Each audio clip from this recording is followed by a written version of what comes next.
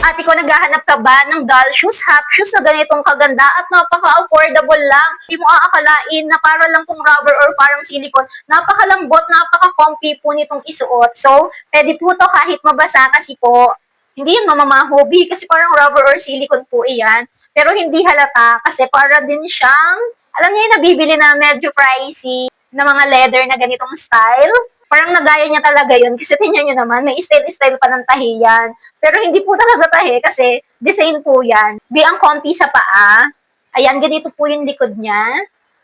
Size 36 to 37, saktong-sakto sa akin kasi 37 po yung size ko. Pero kung medyo malapad yung paa nyo, pwede po kayong mag-add ng size. Pero kung hindi naman malapad, okay na po yun. I-order nyo na lang po yung size nyo. Meron tong ibang color white. Eto nga yung color khaki nila. Kung gusto nyo ng ganitong shoes, comfy, affordable, and maganda talaga, B. Ilalagay ko po ang link nito sa aking basket or di kaya naman ay sa comment section para maka-order kayo habang naka-sale pa. Huy!